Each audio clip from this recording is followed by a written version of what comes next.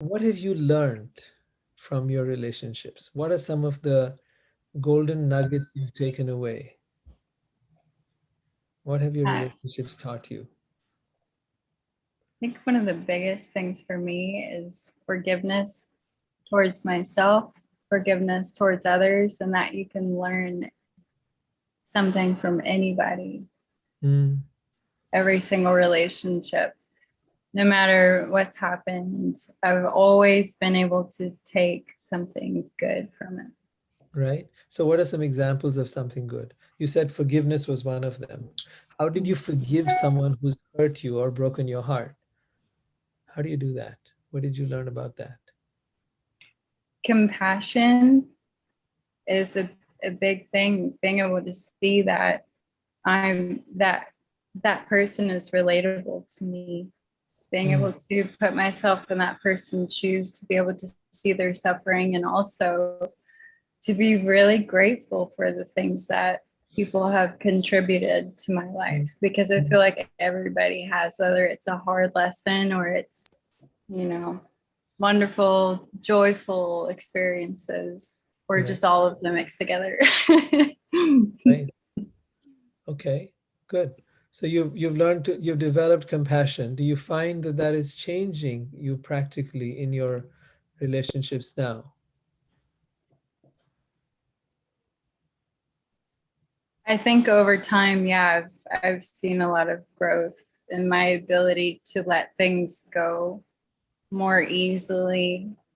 I feel like I can step into somebody's shoes more quickly than I used to be able to, Mhm. um, through all of those experiences. Yeah. Okay, that's great.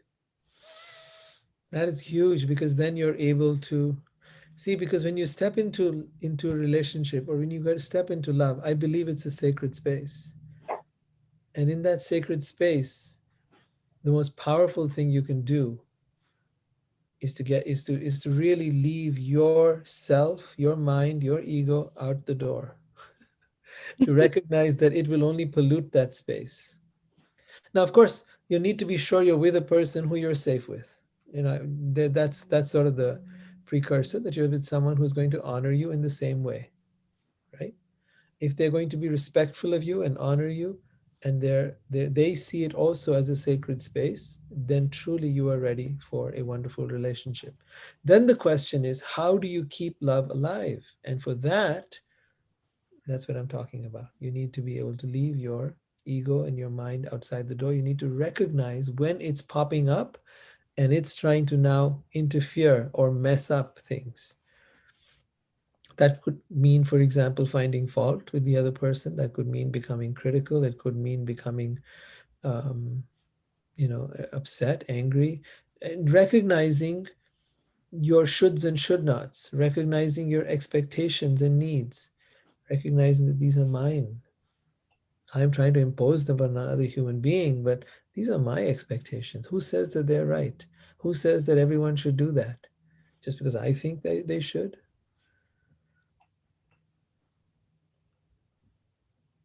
right? And so forgiveness then becomes actually almost unnecessary because you don't even go there. You're not even, if you're not upset, then what is there to forgive? If you've understood that your upsets are your own, right? And that they come from your own ideas of how things should and should not be. Now, outside of the idea of someone, mistreating you, if we can leave that to the side, provided it's just about normal stuff, um, then it's your upset is your own. And as you own that, then you realize, I guess there's nothing to forgive here, right? That's beautiful. I feel like I have quite a bit of ways to go. Yeah, you can't get there right away. You can't jump there right away. You're going to have to first recognize the voice in your head and it's what it's saying, and then you'll have to challenge it. You'll have to challenge that voice in your head that says, he should have done this. Why? Why should he have done this? Oh, because that's what my ex did. That's what my other boyfriends did. That's what everybody does. Okay, but still, who says he should have done this? Right? He does what he does. Now, I can talk to him about it, say, I would like this, but not that he should have done this. Maybe when you do this, I feel loved. I feel special. Okay, great. Let him see if he can buy into that. If he can't buy into it, then you can explore with him or her what's coming in the way. What is it um, that keeps him or her from being able to love you in the way that you would like to be loved. But remember, it really isn't written in stone that it should be this way. You should spend time with me. Okay, that's a lovely thing. You would like me to spend time with you. Okay. But should is a whole different thing.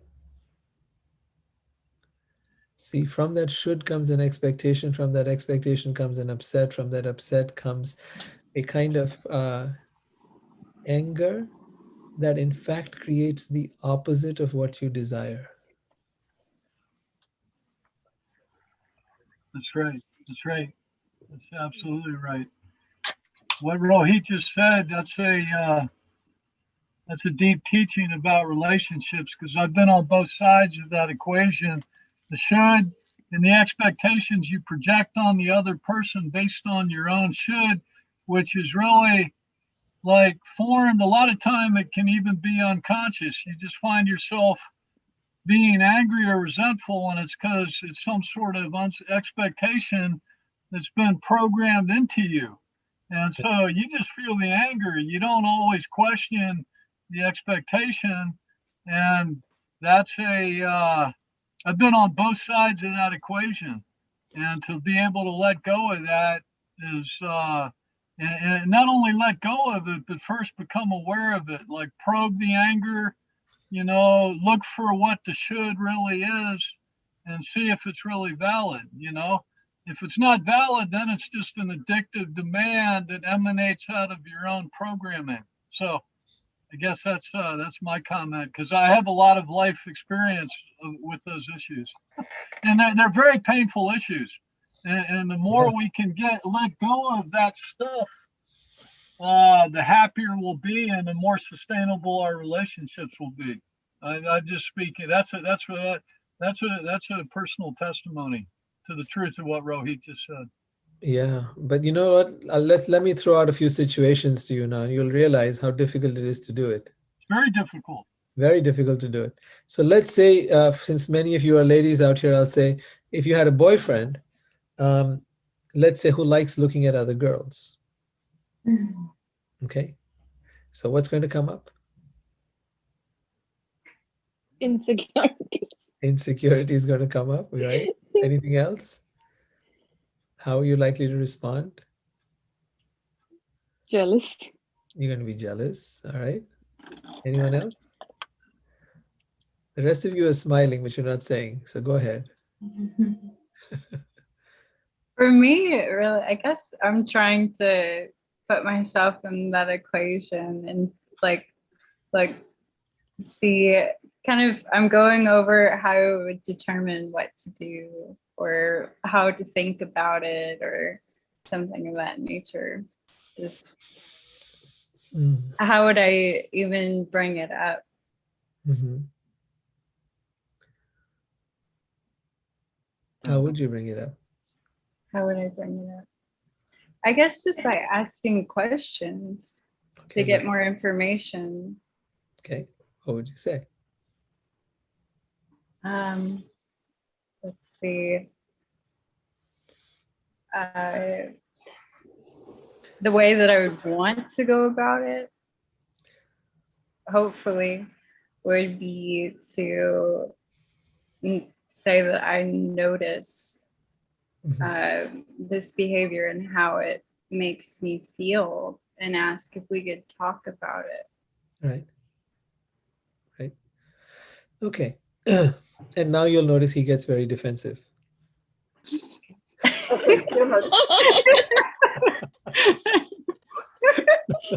knew this was coming up. Yeah. Now he's getting very defensive. And whether he becomes defensive in some senses depends on how conscious he is. Right. Because, in my opinion, like, say, it's really a question of there's some shoulds that are valid and some that aren't valid. Every relationship needs to have some boundaries. If a man slaps and beats his wife, that's an unacceptable relationship. So Right. there's some things that are acceptable and some things that aren't. So it's being able to look at our expectations and see which ones are valid and which ones aren't. But in Exactly. my opinion, and I tell every woman here, it's genetically programmed into our DNA as a man to want to look at an attractive woman. But I'll also tell you that any man who has some real discipline and wants to honor the woman he's with has the ability not to do that. And so it becomes really a question of whether the man wants to give in to that natural instinct or whether he would prefer to honor the woman he's with. Let's also add to that, George, it takes a serious amount of work to train his mind to not go its natural way. That's right. The That's right. natural way it will go, he has to really fight that That's right. instinct, right. you know, and really train himself That's right. to stay very focused. That's you know, right. and- It's a discipline. No, it's a discipline. Yeah. So to expect it, just not naturally to expect it, you're going to find, just to expect it out of the blue, is you're going to find yourself seriously disappointed, and you're going to find yourself very hurt and angry again and again and again. First thing I understand, that is biologically hardwired. Can it be changed? Absolutely. It is part of the training that every man needs to take. But you need to work with him rather than punish him for it. Right. You need to work with him as in, you know, making it so that he really gets what it means. You know, really, there's a whole lot to be talked about in terms of creating a sacred relationship and what that means like. So, for example, you know, you could, what does a sacred relationship look like to, you know, to someone? Most people don't understand that. They understand relationship as more of a social thing, you norm, or a way to, you know, form a bond with someone, maybe have a family with someone, especially if you're younger. um, yeah, and you're looking at it more from a biological perspective, and if that's all you're at, all this stuff is kind of what biology produces. Mhm. But if you want to get to the place of sacred relationships, of sacred love, then a higher quality has to be developed. And that higher quality requires training. It requires training for men to go from being boys to being men. And That's that right. training is very, very important. And you know, to really cultivate that, and it requires for women too to learn how to manage their thoughts and emotions. It requires for women to be able to share in a way that is not going to beat up the man, but is rather going to encourage and inspire him into a higher level of consciousness. We can talk about what that means practically. I'd love to go into it, but I want to first just check in and see uh, how you relate to what I'm saying, and if you've got any, you know, comments or So I guess whenever I was going over that scenario in my head, I was thinking like worst case scenario. So I was thinking like, you know, somebody's cat calling or something like that. So when is it like something that is a boundary? How do you go about doing that? Because I understand in relationships, just men can be hardwired that way, and that's fine. But if somebody is overstepping a boundary, Mhm. like that's where I get confused oftentimes, is if somebody seems to be overstepping a boundary that I didn't know that I've wanted to create for myself. Uh-huh. Is it okay if I respond to that? Sure, sure. Go ahead. Okay. Thank you. Because I don't want to monopolize this, the conversation at all. But but see, we're not trained in conscious languaging, and that's what we're really talking about here. See, because there's a way that you can say it that will make the man automatically defensive, and it's typically that will be if you frame it in terms of what's called a you statement, is where you go, you do, you're this or you're that. See, if you frame it that way, the person will automatically become defensive. But if you say, and this you could Google this, it's called nonviolent communication. The languaging that you can use is you can say, when you do X, or when you say X, or when you said X, or when you did X, I feel Y. See, because now you're just speaking the truth of your own feelings, which cannot be denied. See, so that way the focus is not on what's wrong with them, but it's the focus then is on how you feel. See, and if he really honors you and he wants to honor the relationship, he will respond to that. And all I'm saying is the person will respond a much more positive way if you frame it that way. When you say or do X, I feel or felt Y. Then if you begin it with a you statement, where you and then just you and then just add any negative adjective you want to end, that's Exactly. blaming and judgmental and all that kind of stuff. So if you stay away from judgmental language and just focus on your own feelings, you get much better response with people. This is one of the most important things I feel in communicating and negotiating differences in relationships. I Absolutely. Thank wanted you, to George. give you that. Yeah, because That was I've perfect. studied that at great length, and I've wrestled with these issues in my own personal relationships. I Absolutely. really truly have. Yeah. And it works. It works beautifully. Just to add to that. Um, I also want to tell you the flip side of it.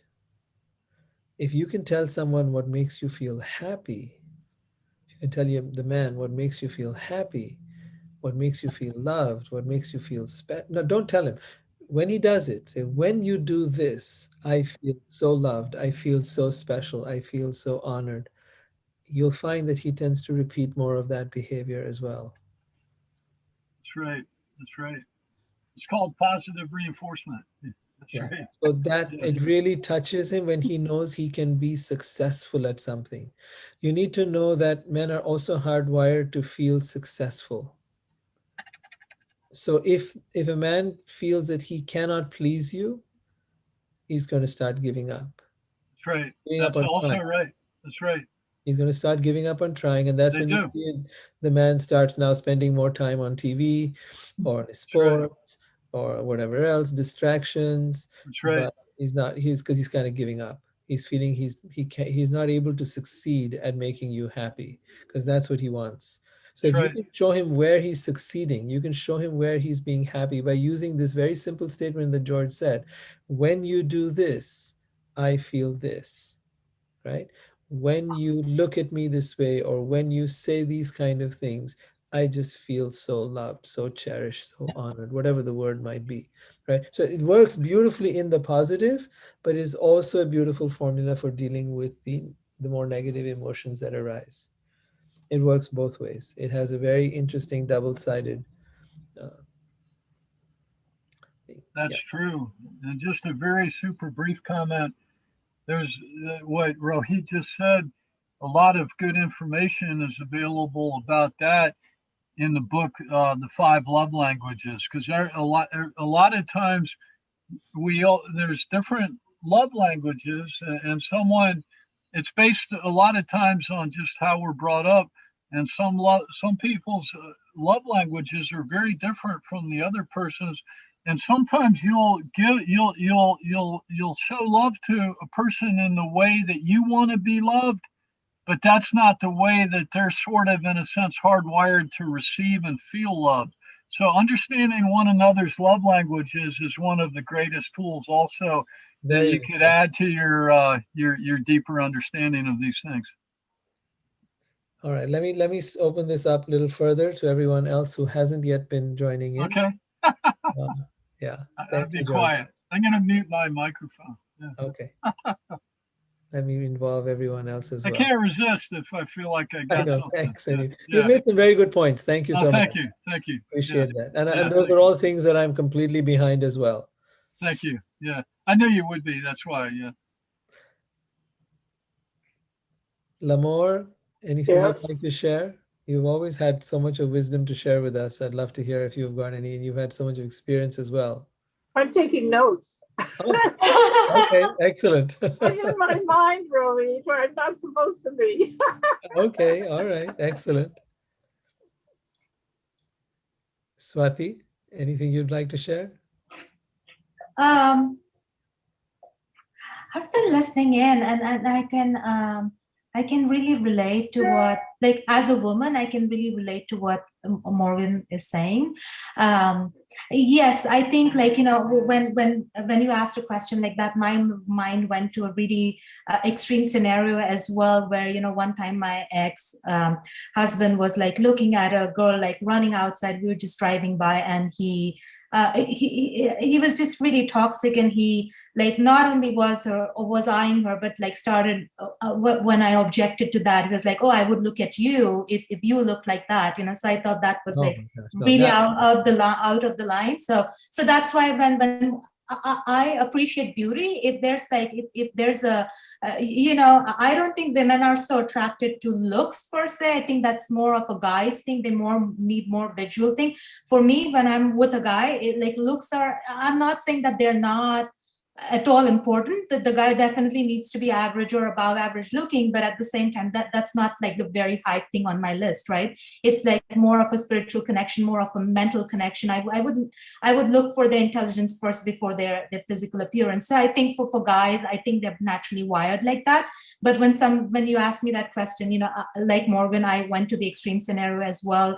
I don't mind them appreciating beauty. Of course, if somebody's beautiful, you got to appreciate that. But in intimate relationships too, like, what my ex, the way he was treating me was not acceptable. It's not right. It's not done. And that's why he's my ex, right? Like, I can't be with a person. Like, for me, I'm dating and I'm looking into relationships, but this is something I came up with. I said, my deal breaker is I can't be with a man who's disrespectful to women. It's just like, good. that can happen. So it's like, it's okay if they appreciate someone's beauty. If it's okay if they do it in a respectful manner. If somebody tells me, oh my God, I met this woman at work, and oh my God, and she's fabulous and she's so good, or whatever, that's okay. And I know a lot of guy friends, like, that are very open with their wives or girlfriends, and say, hey, I know this person and she's so attractive and I like them, and their spouses or girlfriends would know, and it's like totally cool about it,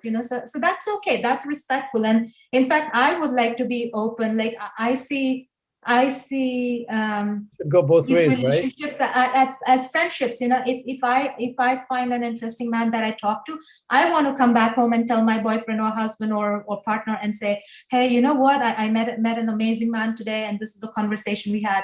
Doesn't necessarily mean that I'm going to go out and have an affair with that person, but at the same time, like, if it's done in a respectful manner, of course. Like, I keep telling my girlfriends, they're checking their spouses or partners, like, Facebook accounts to see, oh, who is there a girl they're talking to and everything. I'm like, I was like, quit doing that. They're not going to ask for permission if they want to have an extramarital affair. It's like, Yeah. it's so I don't believe in that, and I'm not somebody who will be like, oh, show me what's on your phone and give me all your passwords now. But at the same time, there has to be some degree of respect, and something like that is unacceptable. And the kind of training that you're talking about, Rohit, I don't have a lot of experience with men, but I would like, just to train a man. Like, it's very interesting to hear those insights from you and George, because that helps me, because we aren't wired like that. But when I hear about, like, oh, you have to train your man, I'm like, oh my God, I would rather train a dog. That's like,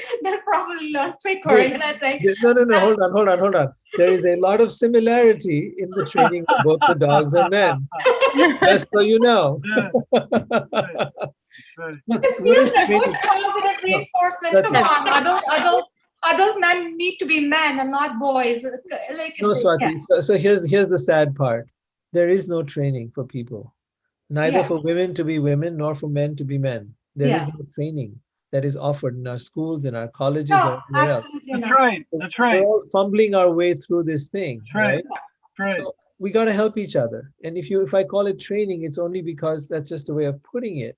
But it Yeah. really is about helping each other Yeah. understand our nature, our needs, our uniqueness, our peculiarities, and all of that, and learn to come to a place of acceptance of that and learning how to work with that. So really, that's what it's about. It's not, we do end up training each other, whether you like it or not. You know, Oh, yes. Yeah. yeah. I mean, I'm just using that word because I find dog training to be very synonymous with relationships.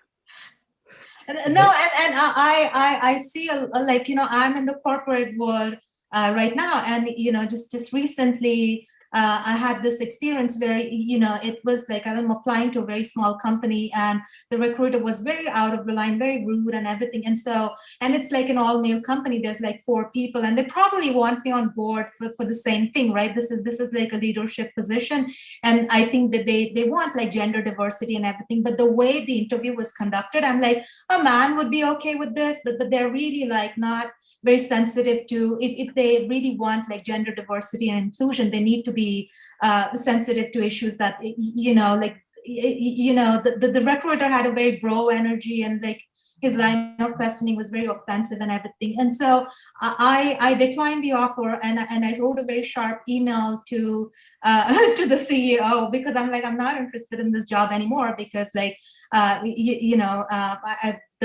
recruiter was like professionally out of line, and there were other things. It's a complicated issue. And I was talking to my brother-in-law, and he was like, hey, I understand that you have these issues, but just take the emotion out of the equation, because like for me, so like to operate in the corporate world, which is like so male dominant, like you have to think like a man, so for me it's hard to do. It's like, somebody telling me chalk out the equation, the emotion, and like just state facts, so I'm like, so I'm getting trained too in a way. And these days, whenever I go that route, I check in with a male friend. I'm like, hey Raj, would you phrase it like this? Or I even show it to him, and then they would help me out. So I've known like wonderful men. I've known amazing colleagues that help me, and I'm getting trained to. So I definitely, I mean, I value that feedback, and I'll keep that in mind. Practice as much as I can, but it's difficult to appreciate those differences because we are wired so differently. Exactly. And so, Swati, what we're doing is we're learning from each other. When I Yeah, say train, that's what I mean. We're learning from each other, and we've got to show each other. So, for example, let's take your simple example you said about, as I want the person to respect me. Okay, right. what does that mean? You Yeah. know, if you were to go to say an Indian culture, respect might look like, oh, somebody touches somebody's feet. Feet. Yeah, yeah, But what does respect mean? Like if you tell somebody, I need someone to respect, well, I respect you. yeah, It yeah, doesn't mean that yeah, because I'm checking out other girls or because I'm taking their numbers, I'm not respecting you. Of course, I still respect you. See, the standards can vary from person to person. yeah. Now, that's why we have to help the person really understand where we're at. We need to have an open dialogue about what our values are and what matters to us and what therefore you sort of you're creating. You don't just walk into a relationship. A relationship is something you create, and when you create it, there are bricks that you lay down, and you lay them down and you create a sense of synergy where it all fits together. So what are those bricks that you're laying down? In other words, what is that foundation you are creating? And that needs to be, when you say respect, respect is just the top part. Respect is the outcome, it's the fruit of something. But what's below that? What does it look like? What does respect look like to you? And that Right. would be the question I would ask you. So if you say, you would be, if you were to come to me and say, oh yeah, I want to, in our relationship, I want to have that you respect me. I would say, well, what does respect look like to you? What does it mean? Yeah. You might say, oh, it means that you open the doors for me. I said, good. Is that all that it takes? Great, we got it, right? You made it super easy now. All the other stuff, you don't get to call me out on that now because you just said it's about opening doors. So boom, I got that. Male mind works like this. Okay, so you have to understand it's very literal, it's very um, precise like that. Okay, you as a woman are speaking from a much broader perspective about respect. Having been around enough women, my clients and friends and work, and relationships, I can tell you I know what you're talking about. But again, I can also tell you I never know what you're talking about because every woman is different. That's So a really good. I would still start from ground zero with you and say, okay, what does that really mean? So your turn, Swati. How would you break it up? What does it mean that you would want a man to respect you? And by the way, any of you women are welcome to chime in. You're welcome to add to that. It's not, she doesn't have to be, I don't want to put her on the spot.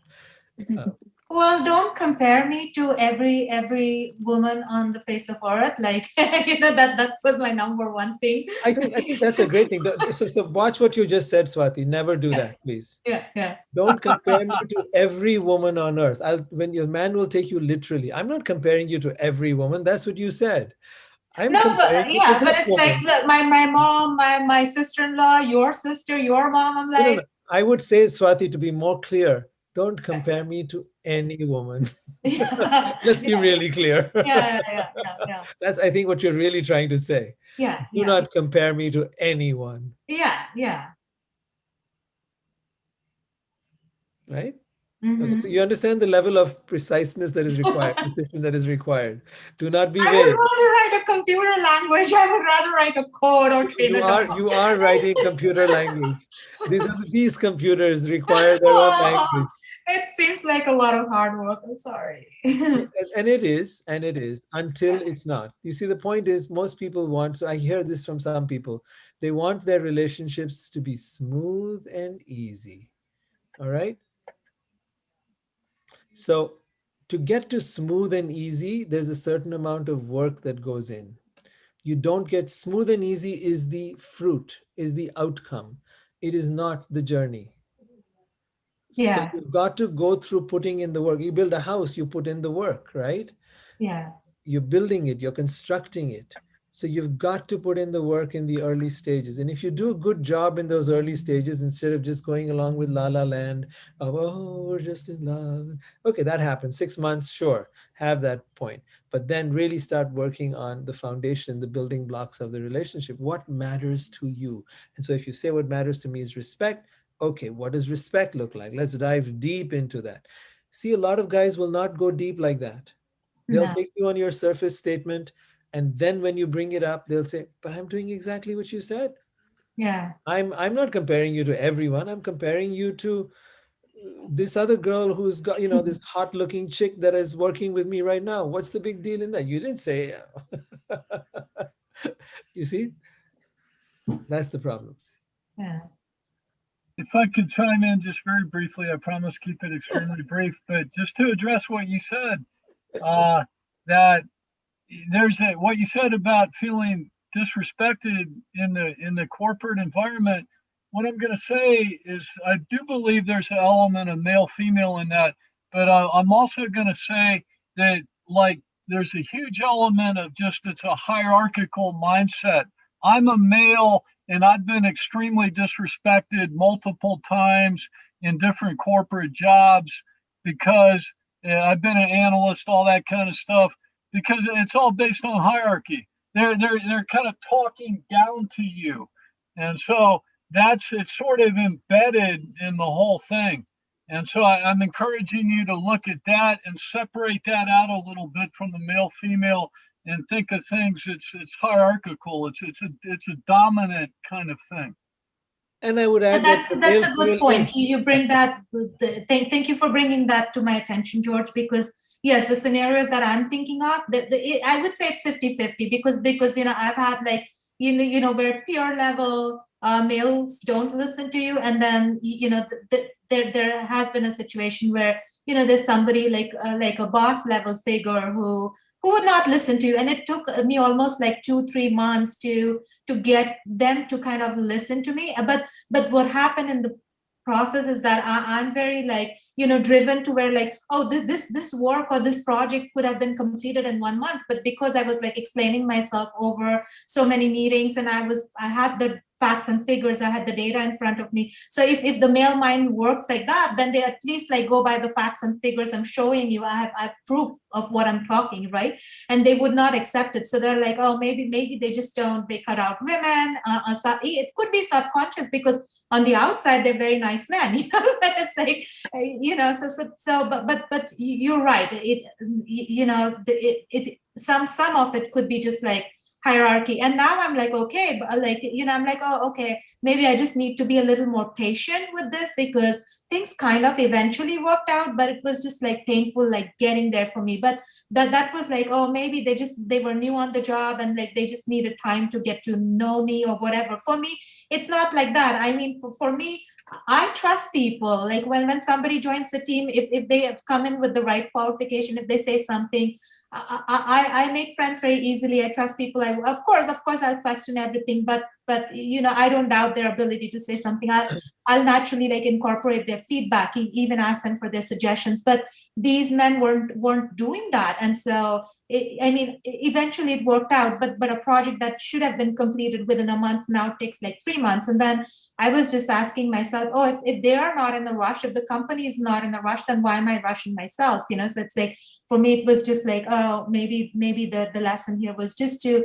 give people the time, like slow down and, you know, take one step at a time, because not everybody's brain is like, or not everybody's committed to moving projects as fast as I am, you know, so it's like just a different way of looking at things. Right. Would anyone else like to step in and share something they've learned from their relationships? That's kind of the theme of what we're talking about today. So if you've had some experiences of what you've learned, we'd love to hear. Hello, everyone. Hi, Ryan. Hi there. Nice If you to could meet turn you on your both. camera, we'd love it. I would like to thank you, but really, I prefer to put Okay. off. All right. I don't mind. And the second thing, I would like thank you so much for hosting me. The first of all, before of it, and thank you so much. I listened to lots of information and lots of things. I would like really to appreciate it. I am really stay with intelligent people. I would say really, because you share lots of ideas. It's really that awesome. Really, I want to talk lots of things in my own experience and all my knowledge. I really want to share about it for relation, because it's really is a big topic. If we talk about the relation, it's sometimes is a friend or a wife, going to be a wife, or going to be a girlfriend or boyfriend. One of that going to be, because it's called between it's called relationship. Before of that, sorry, I jump over to the topic. My name is Ryan. My name is Ryan. I am from Saudi Arabia. I would like to share my experience. I know there is lots of culture between relationships. So I want to get to the point. Relationship that is very important. How will start a relationship? Absolutely with your colleague or your friend who study at the at the school, or at the university, or at the work. This is the university. This is the relationship growing from these tops.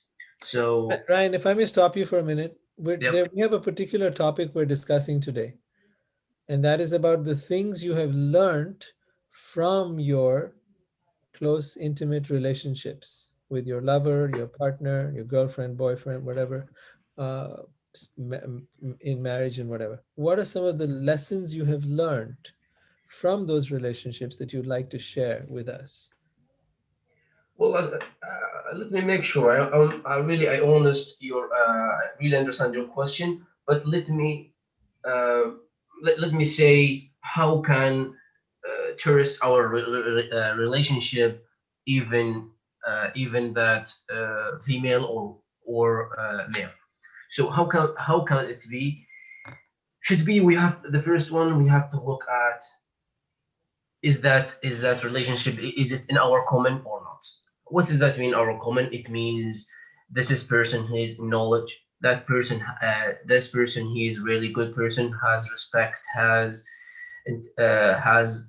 skills. He didn't want to go to the wrong way. This person always thinking for positive, for thinking, not thinking for the negative way. This is very important. We look at for the relationship. And the second, it's very important to understand uh, to understand the category of that person is. Sometimes that person for maybe for example he's shy. Sometimes this person he Ryan, prefer. Ryan, please, 1 minute. I want to know your real experience from your relationship, not general.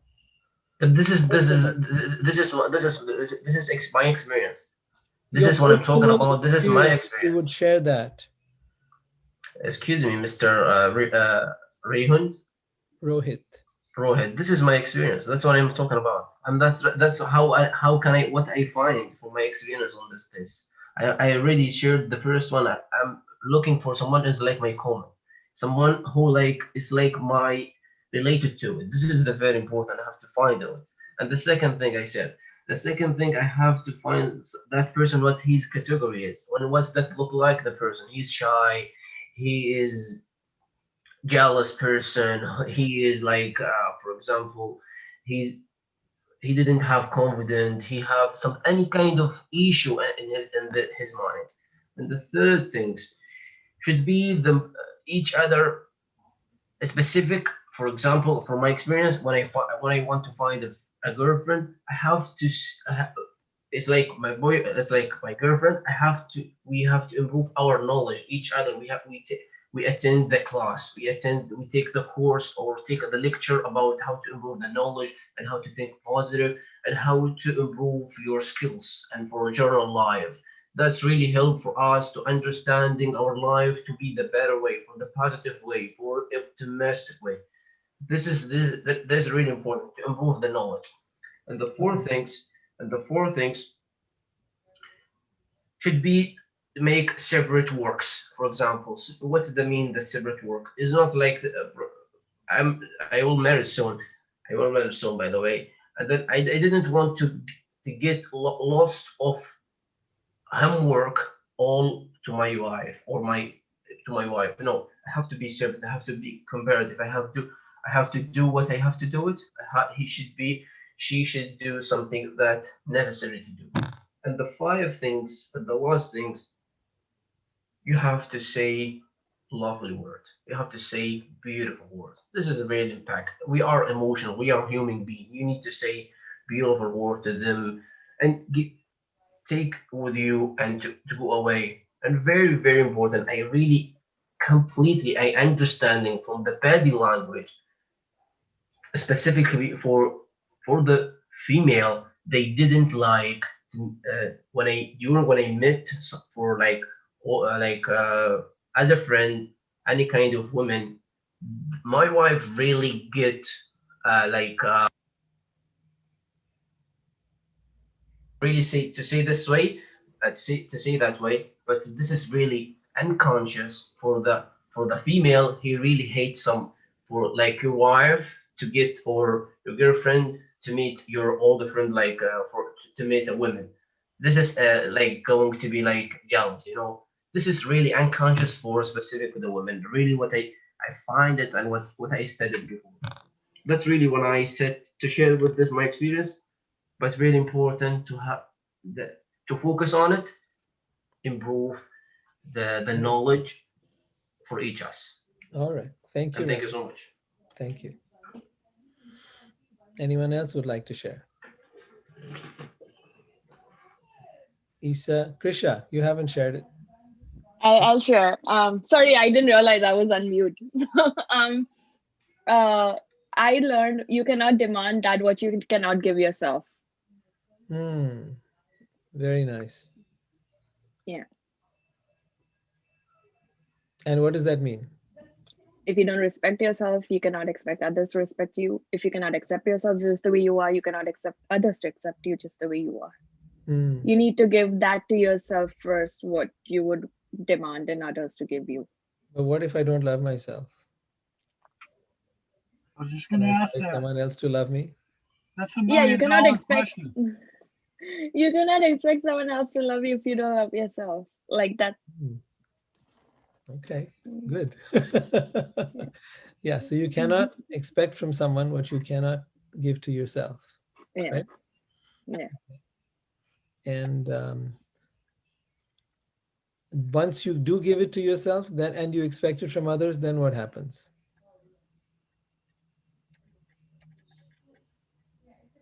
Are they able to give it to you? Yeah. Because you wouldn't allow anything less than that, right? Right. So A, you wouldn't allow less than that, but B, here's the interesting part, and this comes back to our conversation with Swati. You're able to show them how to give it to you. Because if you already know how to give that to yourself, if you respect yourself, then you know what respect, self-respect looks like. And now if somebody doesn't treat you with respect, you can let them know that, hey, that's not respectful. But it's not enough to just tell them that's not respectful. What does respect look like? That's another key part that they need to understand. And that you can only explain if you have done that with yourself. It's a very, very important understanding you're sharing, Swati. I'm sorry, Krisha. Krisha. What am I doing? Krisha, the Forget my name. no, I'm so busy with what I'm trying to say, and my throat is somehow acting up. But um, you need to be able to see what you don't have, you cannot give. If I don't have money, I cannot give money. If I don't have um, knowledge, I cannot give knowledge. And if I don't have love, how will I give love? Where will I get love from so that I can give it to my partner? You see, you're looking for your partner to give you love. Okay, what are you going to give them? Are you going to give them love? If so, where are you going to get it from? Are you going to get it from them and recycle it back? Mhm. Right? And if you're waiting for them to give it to you, and if they don't give it to you, then you got nothing to give. You're on zero. Right? And then you can only give as much as they give you. And so, really speaking, you're talking about recycling love. You're talking about a recycle loop. And often, what happens in recycling is things get diminished. You're looking with a loop of diminishing returns. And that's typically what happens. If you don't have something, like Krishna pointed out, you don't have anything to give. You have to be able to source love yourself. How are you going to source love yourself? That's the $1,000,000 question. How will you source love without having someone who you love? By doing the things I love. Okay, that's a start.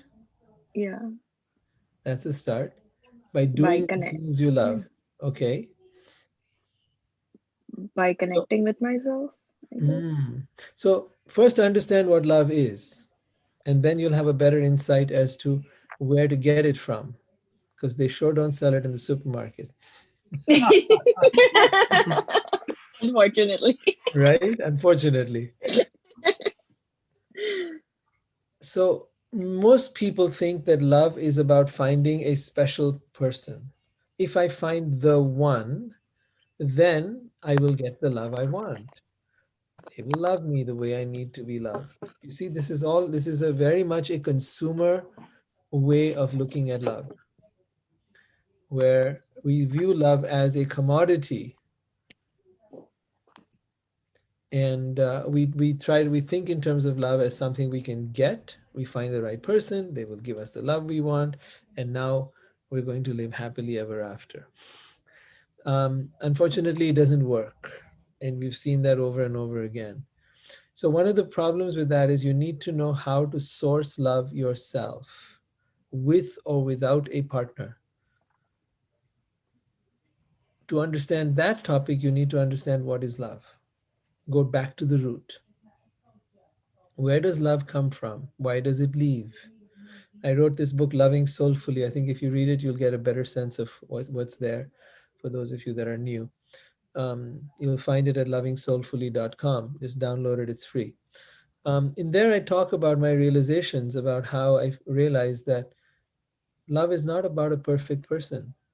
Love is an energy. It is the energy of the divine. It is the energy of God. It is the energy of that is all around us. Learning how to tap into that energy will fill you with love. And then you will have love to give. You see? That energy is all around us. So when you go into nature, you're tapping into that energy. If you're present, that is. If you are connecting with yourself through meditation, you will again tap into that energy.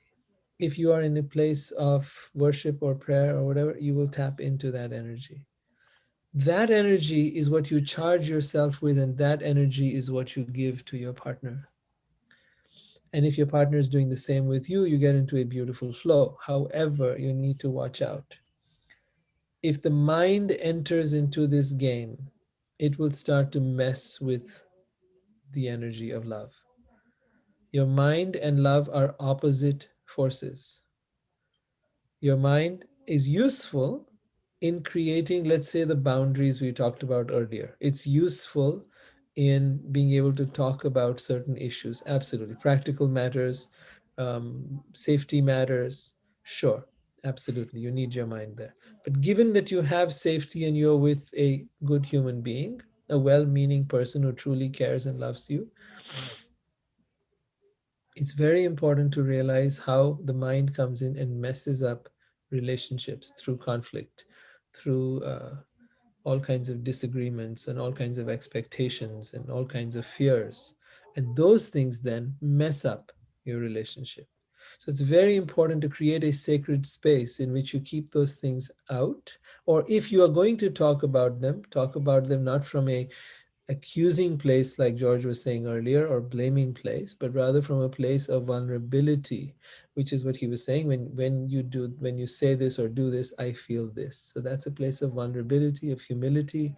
It's about taking ownership for that experience you're having, whether it's hurt, anger, sadness, fear, whatever the emotion might be. So when you share that from that place of humility, the other person can hear you a lot better, and then they're able to work with you on that, right? So humility is very important. Vulnerability and humility, I see them as the same. And from that place, you'll be able to cultivate this sacred space that is required for a good, healthy relationship. Well, Yeah, I I need really, to. sorry interrupting you. I Sorry. agree. I agree, Larry. The main point is that the human being should be really focused on as that things to give him empower. Really, in my own experience, I did two things. In the first thing, I really focused on just only job, and the main things just only job and doing something that really necessary in my things. Okay. What is that really I find out? I really find out most of my life they really goes like 0%, 8, 10%, 20%. Only my work is going to be 90%. So I figure out is the best way, really the best way. And then also I see this one for another people. I see this one for the sexual person. I see this one in Tommy Robson and lots of the people who in field for the human being Mhm. succeeds successful in their life. So what is it? Yeah. It's give this life for each things 50%. Work, love, family, yourself, everything in order, just give 50%. 50%. And then you see your life, everything, you control it. You give your love 50%, family 50%, children, works, any business, anything related to you, just give it 50%.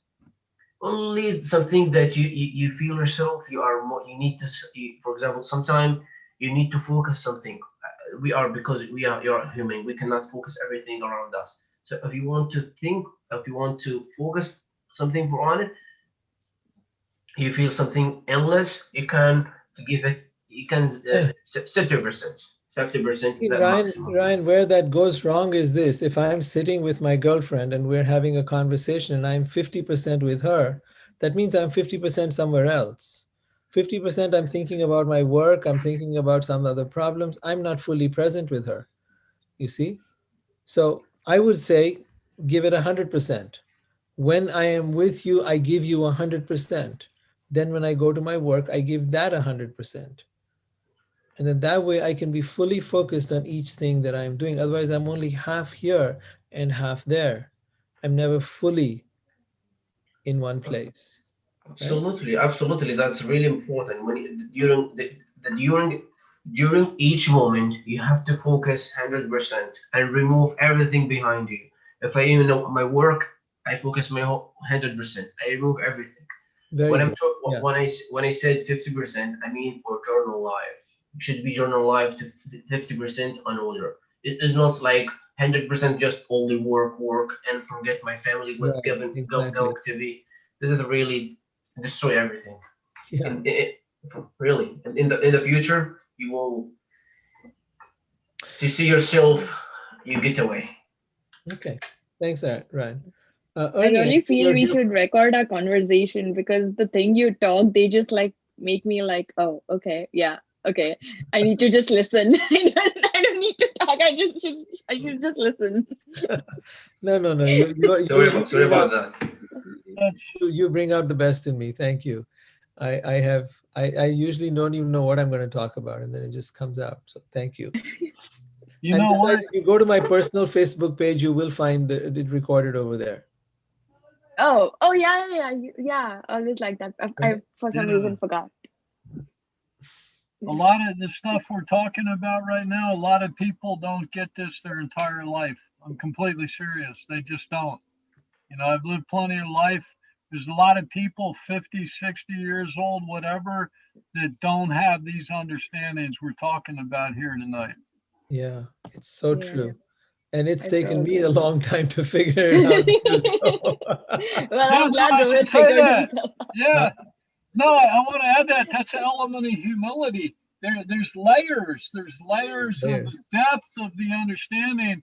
No matter how much we understand about these things, we can always go Yeah, deeper. And not only that, even if we understand them in our head, can we embody this stuff That's as it's acted out in our relationships in real life? That's a whole nother thing. a whole other thing, then take this and bring it into practice.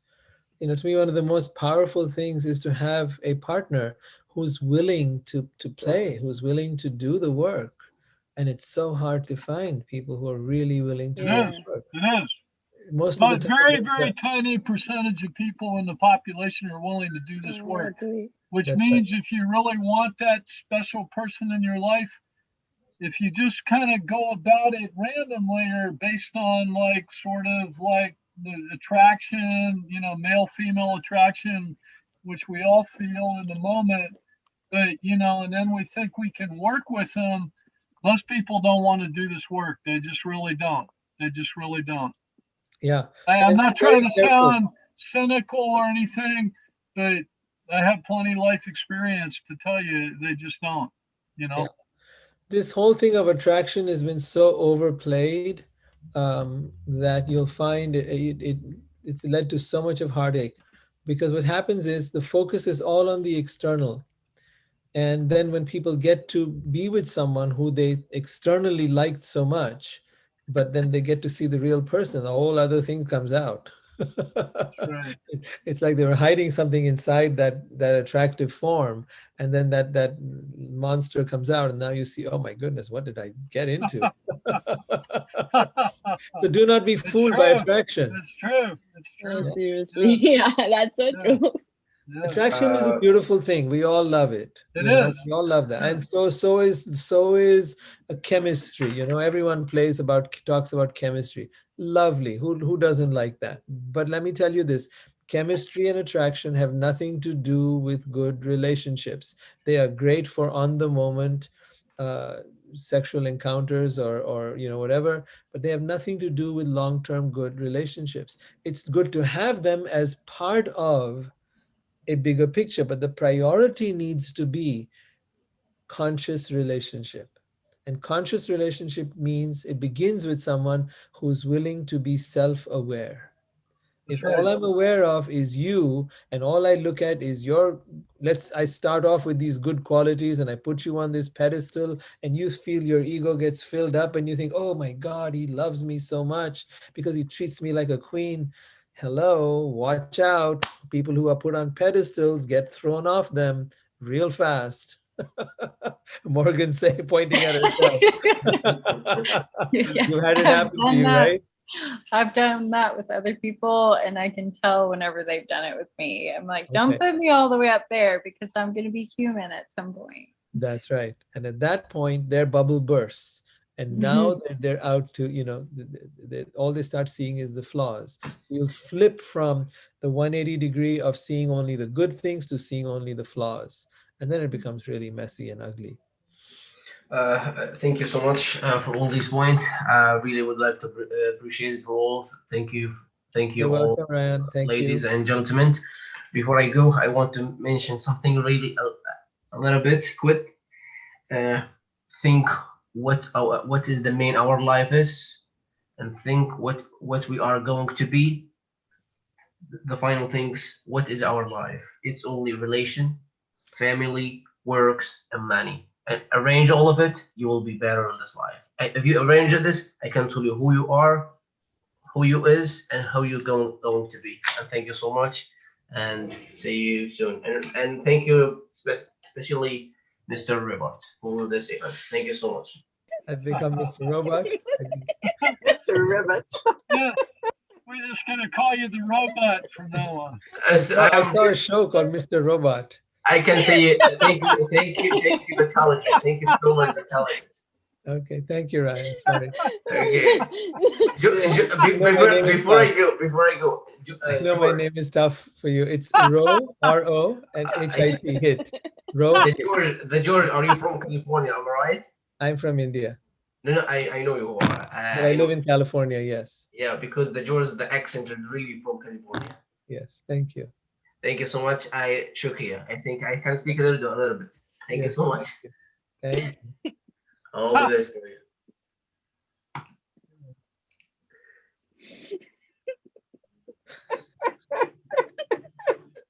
That's great. You know, every drama needs a little bit of comedy.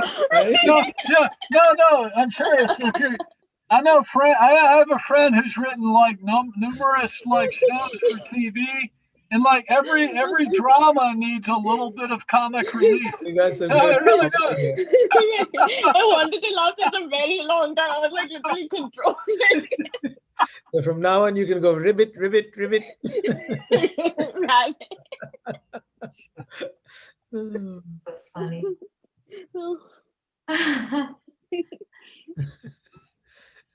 That was classic. That was Yeah. good. That's good. I had my laughter for the night. All right. If any of you aren't getting the emails, just, some of you just gave me your emails, but if you haven't, if you're not on the mailing list, please make sure you give me your email so that I can add you on. And I just want to let you know, these gatherings are so precious. I love you all. It really means a lot to be here and to be there to support you, love you, care for you in whatever way I can. So please keep coming back, and I'd love for you to be here. Thank you for Thank sharing. you for hosting Thank it. you, Rohit. Take care. Thank you. Good night. Bye. Oh, there's Good night, a heart all. emoji too. There's I what? didn't know that. I've never used that. Oh. There's a heart reaction here. Oh, Because I use Zoom for like professional Wait, meetings. how do you The do thumbs that? up or the clap or the celebration, never the hearts. I never even reaction. Yeah, I didn't know that either. I didn't. Yeah, look at yeah. I that. didn't. Yeah. How do you do that? I didn't know that. Okay. Yeah, we had this one. This one just happened. Yeah, I'm used to all the others, but I never even saw there's a heart there. Right. Because Okay. I only use Zoom for professional things. So this is cute. Yeah. Awesome. All right. Right. Good night. Night. Good night. Bye. Bye, everybody. Thank you. Bye.